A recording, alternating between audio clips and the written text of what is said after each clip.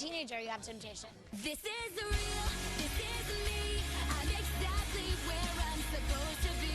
It's not a matter of trying to keep up an image for everyone else. There's just one life to live, and there's no time to waste. There we go, vlogs for days. Tonight's buzz, beautiful Disney superstar had a descent into the hellish world of cocaine addiction, and she's climbed back out. I'm happy for her. Super talented singer Demi Lovato makes a shocking revelation. She couldn't go more than a half an hour to an hour without having cocaine.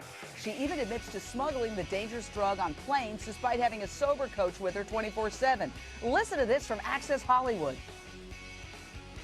I could hide it to where I would sneak drugs. I couldn't go without probably like 30 minutes to an hour without cocaine, and I'd bring it on airplanes. How? I would just, I don't know, I would smuggle it basically, and just wait till everyone in first class went to sleep, and I would just do it right there. Or I'd sneak to the bathroom and I'd do it.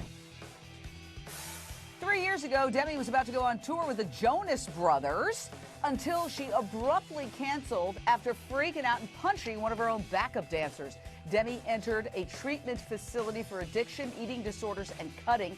Now, she undoubtedly has come a long way since leaving rehab in 2011. That's 2 years ago. Demi even lived in a sober house during her first stint as a judge on The X Factor. That's amazing, living this incredibly glamorous Hollywood life, and then she goes back to sober living house every night. Listen to what she told the Late Late Show with Craig Ferguson.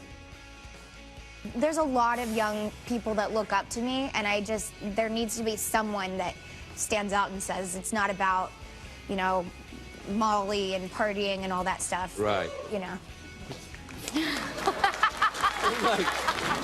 Melanie Bromley, senior correspondent, E! News. This is shocking, but it's also extremely courageous for her, now that she is sober, to talk about what she was like.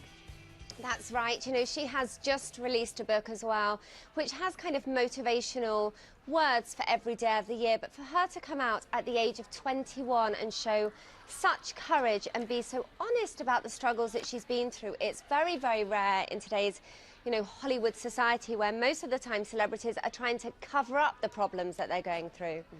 Oh, yeah. I mean, listen, you'd never know it from her innocent appearance during her Disney years. She was so innocent. You know, we are seeing this actually, where young child stars have gone through some really terrible kind of personal struggles, but the reason that she wants to speak out about this is really about kind of, she knows she's very smart, she knows the average age of her fan base, she knows that she can help people, you know, by being in the public eye. She is in a unique position where by speaking out she can help people, and so that's what she wants to do. But the revelations, honestly, smuggling cocaine onto an aeroplane, doing cocaine in first class, like, this isn't something that you hear about every day. Now, listen, I got a story for you, and she actually described the moment that she hit bottom 2 years ago, when she went to the airport in the morning with a Sprite bottle secretly filled with vodka. Listen to this from Access Hollywood. It was 9 in the morning, and I was like throwing up in the car, and this was just to get on a plane and go back to LA to the sober living house that I was staying at. And, you know, I had all the help in the world, but I didn't want it. And when I hit that moment, I was like, it's no longer fun when you're doing it alone. Jennifer Jimenez, actress and owner of SoberBook.com magazine. She is describing hitting bottom. Oh, yeah. You know, just listening to her say that right now, you know, it's a spiritual malady we're suffering from. And I do applaud her for doing what she's doing now and speaking out and finding other, you know, speaking on behalf of people who are now in recovery, and that you can make it whatever you want to look like, you know, and she's on top of her game right now. And hitting that bottom, my God, you know, it just happens when it happens. And I love that saying that she said, like, she had all the help in the world, but yet she didn't want it, you know, and this is a wanting program. A lot of people say to me a lot of times, why can't you save this person or save that person? And, you know, if I could, I would. And if people, you know, could have saved me, but that's not the thing. This is about wanting it, not needing it, but really wanting it. And I just think that she has a great understanding about recovery right now and learning to find herself.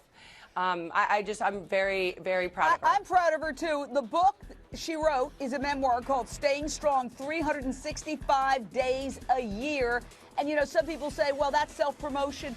But I'll tell you something, it takes guts to reveal all those secrets. And Wendy Walsh, 10 seconds, what would you say to Demi Lovato? Well, I think coming out with the book is a wonderful way to publicly come out and also stay sober, because we're all here with you, supporting you. And I think you can get through this, Demi. There's no cure. All there is a daily reprieve. And I say that as a recovering alcoholic with 18 years of sobriety. One day at a time. Stay right there.